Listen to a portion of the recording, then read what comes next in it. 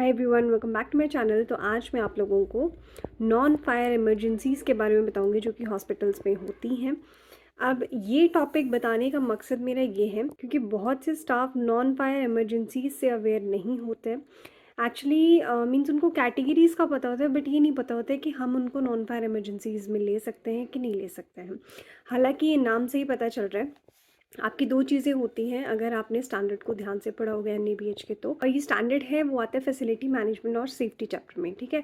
तो non fire emergencies होती हैं, एक होती हैं फायर इमरजेंसीज। तो फायर इमरजेंसीज में वो इमरजेंसीज आती हैं जो आपकी फायर रिलेटेड इंसिडेंट्स होंगे, ठीक है। तो उसमें आप कोड रेड अनाउंस करते हो, उसकी सारी प्रोसेस जो है अभी तक आप लोग बहुत अच्छे से समझ चुके होंगे क्योंकि आप लोगों के हॉस्पिटल में भी ये इमरजेंसी कोड्स होते रहते हैं और इस चैनल के थ्रू भी मैंने काफ़ी कुछ इसके बारे में एक्सप्लेन कर दिया है, फायर रिलेटेड चीज़ों को एक्सप्लेन कर दिया है। अब हम बात करते हैं नॉन फायर इमरजेंसीज़ की। Non fire emergencies other than fire, ठीक है, जो कि फायर के अलावा इमरजेंसीज़ होती हैं उनको हम नॉन फायर इमरजेंसीज़ कंसिडर करते हैं।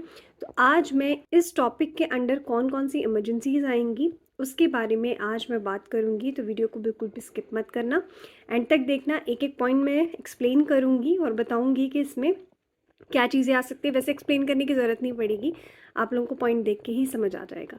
तो वीडियो शुरू करने से पहले गाइस मैं आपसे रिक्वेस्ट करना चाहती हूँ कि मेरे चैनल पे मेंबरशिप चल रही है। अगर आप मेरे चैनल के कंटेंट को सपोर्ट करना चाहते हैं तो ज्वाइन बटन पे क्लिक करके कर सकते हैं, या फिर इस वीडियो के नीचे थैंक्स बटन आ रहा होगा, आप उसके थ्रू भी कर सकते हैं। और अगर आप असेसमेंट के लिए एनईबीएच एफएक्यूज़ को पढ़ना चाहते हैं तो उसकी असेस लेने के लिए आपको क्यूएम लर्निंग मेंबरशिप जो है वो एक बार लेनी पड़ेगी। तो चलिए आज की वीडियो जो है वो शुरू करते हैं। देखिए गाइज, जो एफएमएस का स्टैंडर्ड है, एक स्टैंडर्ड ये कहता है कि आपके हॉस्पिटल में फायर और नॉन फायर इमरजेंसीज़ के लिए एक प्रॉपर प्लान होना चाहिए कि अगर इस तरीके का कुछ ऐसे हो जाता है, कुछ इंसिडेंट हो जाता है तो आप उसके लिए ऑलरेडी प्रिपेयर रहें, ठीक है। जैसे कि फायर के केस में क्या था, आपके पास जो है स्मोक डिटेक्टर्स होने चाहिए, ठीक है, अर्ली डिटेक्शन के लिए। और आपके पास जो है एक्सटिंग्विशर्स होने चाहिए, फायर अलार्म सिस्टम होना चाहिए, ठीक है, फायर हाइड्रेंट्स होने चाहिए।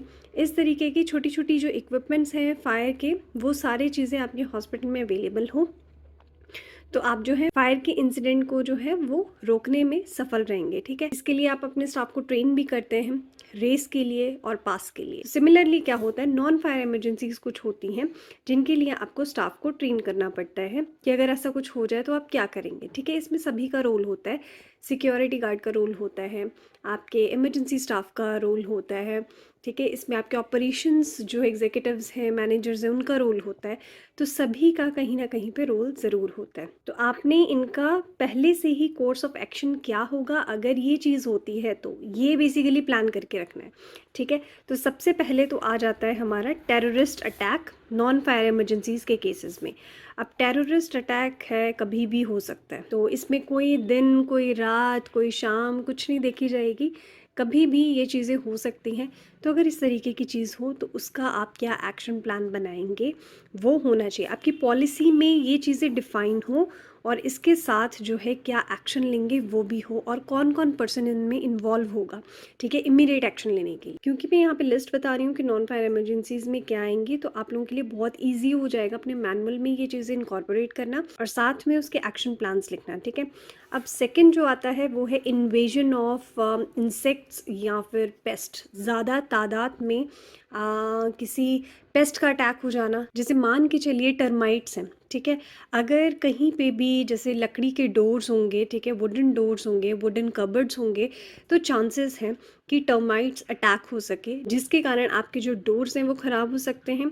सेकंड चीज़, जो कार्डबोर्ड की बहुत सारी चीज़ें हॉस्पिटल में होती हैं, फाइल्स भी आप लोगों की जो हैं वो ख़राब हो सकती हैं, चाहे वो आईपीडी की फाइल्स हो, ओपीडी की फाइल्स हो या कोई भी रिकॉर्ड हो, क्योंकि कार्डबोर्ड की चीज़ें या कुछ भी वुडन से बना हो उसमें टर्माइट बहुत ज़्यादा लग जाते हैं। तो ये भी एक तरीके की नॉन फायर इमरजेंसीज होती हैं। इसको आपने किस तरीके से प्रिवेंट करना है वो आप लोगों को आना चाहिए। तो सेकंड जो है वो आपका हो जाएगा इन्वेजन ऑफ पेस्ट्स, ठीक है, या फिर कोई इंसेक्ट्स, ठीक है, तो ये फ़िलहाल हमारी 2 चीज़ें हैं। अच्छा, एक चीज़ और इनमें आप जो है कैटेगरीज़ डिवाइड कर सकते हैं कि ज़्यादा सीवियर जो है वो कौन से हो सकते हैं। जैसे अब यहाँ पे देखिए टेररिस्ट अटैक जो है वो कभी भी हो सकता है, इसका कोई पता नहीं है। बट आप लोगों को पता है कि हमारे पास जो है कार्डबोर्ड की चीज़ें, वुडन की चीज़ें, तो उसमें पेस्ट या इंसेक्ट लगने के चांसेस हैं। तो ये चीज़ जो है आप अपनी तरफ से कंट्रोल कर सकते हैं पहले से ही, ठीक है। अब इसके बाद जो होता है अर्थक्वेक। अब इसके बाद हम बात करेंगे अर्थक्वेक की।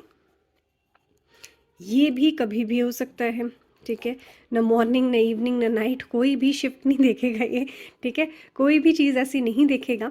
तो ये सिमिलरली टेररिस्ट अटैक जैसा ही है कि अगर अर्थक्वेक आ जाए तो सबसे पहले आपने पेशेंट को किस तरीके से शिफ्ट करना है, स्टाफ को किस तरीके से बचाना है, अगर कोई पेशेंट वेंटिलेटर पे है तो उसको कैसे आपने रेस्क्यू करना है, ठीक है। तो ये छोटी छोटी चीज़ें अर्थक्वेक में आप पहले पॉइंट्स बनाएंगे। मतलब मेरे कहने का मतलब ये है कि आप हर एक पॉइंट के नीचे जो है क्या पॉसिबिलिटीज़ हैं वो लिखेंगे, उस पे आपका एक्शन बनेगा, ठीक है। तो अर्थक्वेक जो है वो एक तरीके का एग्जाम्पल है इसका।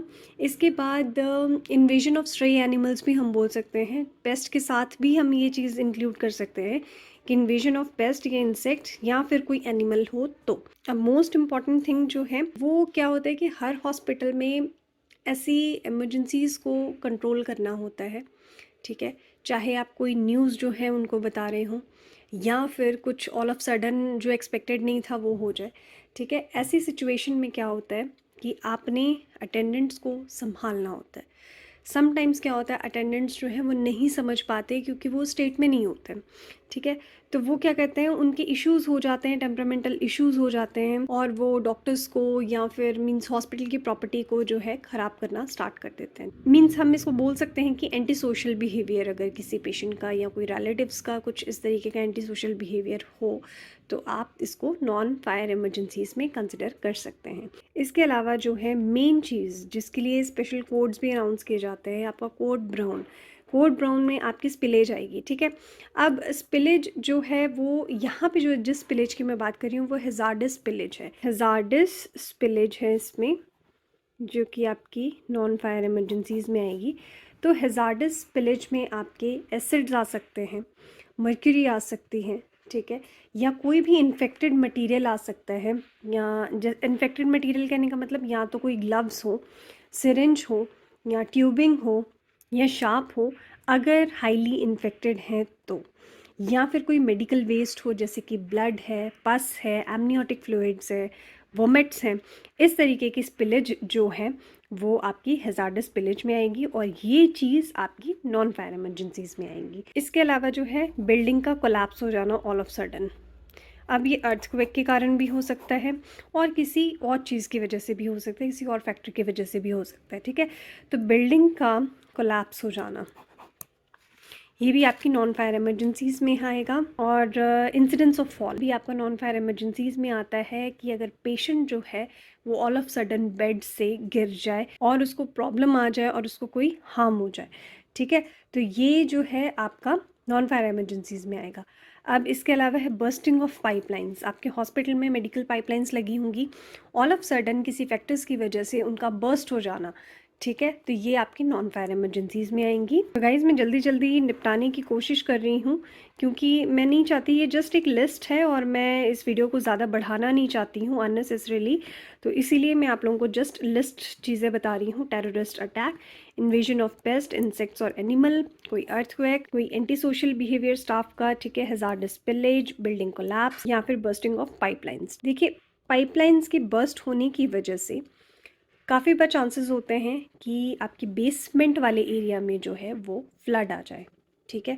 तो सडन फ्लडिंग जो है आपके बेसमेंट में पाइपलाइन के बर्स्ट होने से, ये भी एक चीज़ जो है मीन्स इसी से ही मैंने सोची है कि जो सडन फ्लडिंग है, ठीक है, वो हो जाए तो वो भी एक नॉन फायर इमरजेंसीज़ में आएगी।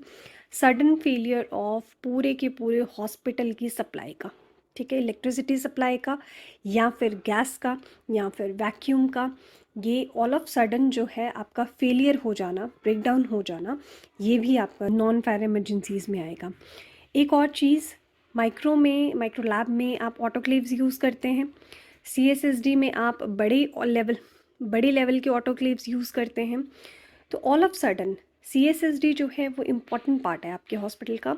ऑल ऑफ सडन जो है ऑटोक्लेव काम करना ही बंद कर दे जब आपने डिस्ट्रीब्यूशन करनी है अपने स्टेराइल मटेरियल की। तो हालांकि इसके ऑल्टरनेट जो है वो बहुत हो जाते हैं। अब ऑल्टरनेट में क्या होगा कि आपने MOU कर लिया या और भी काफ़ी सारी चीज़ें हैं, बट क्या होता है कि इसमें आपकी ऑल ऑफ सडन जो है कि क्रैश हो गया सब कुछ, ठीक है, ऑटोक्लेव क्रैश हो गए और आपका जो है कोई भी सामान जो है फटाफट से OT में पहुंचाना है बट नहीं पहुंचा पा रहे हो आप, तो ये आपका एक प्रोसेस फेलियर हो जाएगा। इसीलिए ये भी नॉन फायर इमरजेंसीज में आएगा। तो ये जस्ट मैंने आपको लिस्ट बता दी और ये लिस्ट जो है आप अपने मैनुअल में इनकॉर्पोरेट करेंगे और मैनुअल के साथ साथ इसके कोर्स ऑफ एक्शन जो हैं वो बनाएंगे।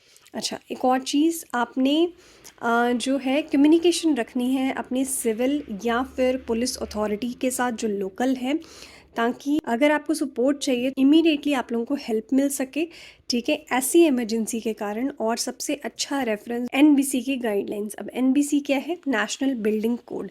उसको आप पढ़ लीजिए, आपके सारे डाउट्स जो हैं वो क्लियर हो जाएंगे। तो आज का टॉपिक जो है मैं यहीं पे फिनिश करती हूँ। उम्मीद करती हूँ आज का टॉपिक आपको इन्फॉर्मेटिव लगा होगा। अगर इन्फॉर्मेटिव लगा है तो प्लीज़ मेरी वीडियो को लाइक ज़रूर करें, क्योंकि आप लोग मेरे कंटेंट को सपोर्ट करते हैं, मुझे अच्छा लगता है, मुझे मोटिवेशन मिलती है, मैं और वीडियोज़ बनाती हूँ आप लोगों के लिए। तो चलिए गाइज़, मैं मिलती हूँ आपसे नेक्स्ट न्यू वीडियो में। Till then bye bye, take care and stay safe.